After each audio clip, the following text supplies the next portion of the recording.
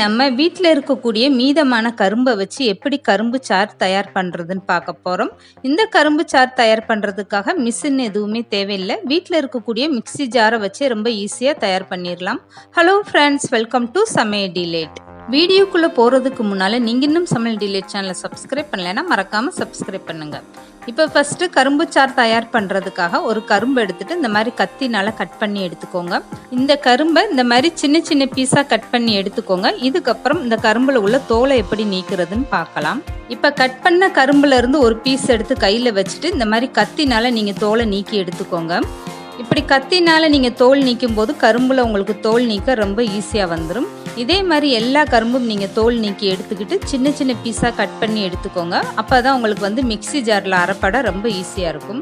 இந்த கரும்பை மிக்ஸி ஜாரில் சேர்த்து அரைக்கும் போது உங்களுக்கு மிக்ஸி ஜாரோட பிளேடெல்லாம் உடஞ்சிரும்னு பயப்படாதீங்க. நல்லா சாஃப்டாகவே உங்களுக்கு அரைப்பட்டு வந்துடும். நிறையா பேர் வீட்டில் பொங்கலுக்கு அதிகமான கரும்பை வாங்கிட்டு அது என்ன செய்யறதுன்னு தெரியாமல் வேஸ்ட்டாக தூக்கி தான் போடுவாங்க. ஆனால் இனிமேல் நீங்கள் அந்த மாதிரி செய்யாமல் டெய்லி இந்த மாதிரி நீங்கள் கரும்பு சாறு செஞ்சு காலி பண்ணிடலாம். இந்த கரும்பு சாறுக்காக ஒரு முழு கரும்பு எடுத்துக்கிட்டிங்கன்னா போதும். 2 கிளாஸ் அளவுக்கு நீங்கள் சாறு எடுத்துக்கிடலாம். இப்போ எல்லா கரும்பும் இதே மாதிரி சின்ன சின்ன பீஸாக கட் பண்ணி எடுத்துக்கோங்க. இந்த அளவுக்கு சின்ன பீஸாக நீங்கள் கட் பண்ணி எடுத்துக்கிட்டிங்கன்னா தான் மிக்ஸி ஜாரில் அரைப்படும் போது ரொம்ப ஈஸியாக அரைப்பட்டு வரும்.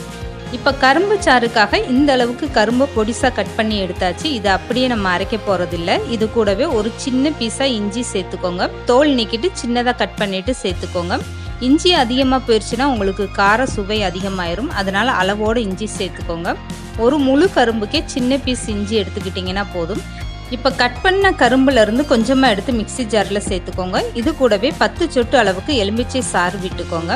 இப்போ இதை அரைச்சிட்டு வந்துடலாம்.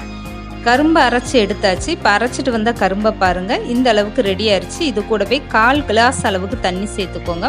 மொத்தம் ஒரு கரும்புக்கே நீங்கள் 1/4 கிளாஸ் அளவுக்கு தண்ணி சேர்த்துக்கிட்டிங்கன்னா போதும். இதுக்கப்புறம் கொஞ்சம் கொஞ்சமாக நீங்கள் கரும்பை சேர்த்து மொத்தமாக இதே மாதிரி நீங்கள் அரைச்சி எடுத்துக்கோங்க. இப்போ கரும்பு சாறு ரொம்பவே சூப்பராக தயாராகிடுச்சு பாருங்கள். இதுக்கப்புறம் ஒரு ஜல்லடை வச்சுட்டு இந்த கரும்பு சாறை வடிகட்டி எடுத்துருங்க. அவ்வளோதாங்க, ரொம்பவே சூப்பராக நம்ம மிக்ஸி ஜார்லேயே கரும்பு சாறு தயார் பண்ணியாச்சு பாருங்கள். நம்ம வீட்டில் பொங்கலுக்கு வாங்கின மீதமான கரும்பை வச்சு எப்படி வீட்டிலே கரும்பு சாறு தயார் பண்ணுறதுனா இன்றைக்கி நம்ம பார்த்துருக்கோம். கண்டிப்பாக நீங்களும் இதே மாதிரி ஒரு கரும்பு சாறை தயார் பண்ணி பாருங்கள். எப்போதுமே கரும்பை வாங்கினா நீங்கள் வேஸ்ட்டு பண்ணவே மாட்டீங்க. வீட்டில் வயசானவங்க குழந்தைகள்லாம் இருந்தால் அவங்கனால கரும்பெல்லாம் கடித்து சாப்பிட முடியாது. அந்த மாதிரி டயத்தில் இப்படி நீங்கள் கரும்பு சாறு பிழிஞ்சு கொடுங்க, அருமையாக விரும்பி சாப்பிடுவாங்க. இப்போ இந்த கரும்பு சாறு ரொம்பவே சூப்பராக தயாராகிடுச்சு பாருங்கள். இந்த கரும்பு சாறில் உள்ள சக்கையெல்லாம் பிழிஞ்சிட்டு இந்த மாதிரி எடுத்துருங்க.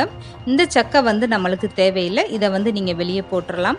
அருமையாக இப்போ கரும்பு சாறு தயாராகிடுச்சு பாருங்கள். நான் ஒரு முழு கரும்பு தாங்க எடுத்திருந்தேன். அதுக்கே எவ்வளோ சாறு வந்திருக்கு பாருங்கள். இதே மாதிரி கரும்பு சாறை நீங்களும் உங்கள் வீட்டில் தயார் பண்ணி பாருங்கள். இப்போ நீங்கள் விருப்பப்பட்டீங்கன்னா இந்த கரும்பு சாறில் நல்லா ஜில்லுன்னு ஐஸ் க்யூப் போட்டு சாப்பிட்லாம். ரொம்பவே அருமையான டேஸ்ட்டாக இருக்கும். இந்த கிளாஸில் எனக்கு 2 கிளாஸ் அளவுக்கு சரியாக இருந்துச்சு ஒரு முழு கரும்போட சாறு. இப்போ எடுத்துக்கிட்ட இந்த கரும்பு சாறில் ஐஸ் க்யூப் போட்டுருங்க. அவ்வளோதாங்க, ரொம்பவே சூப்பராக ஜில்லுன்னு கரும்பு சாறு வீட்டிலே தயாராகிடுச்சு பாருங்கள்.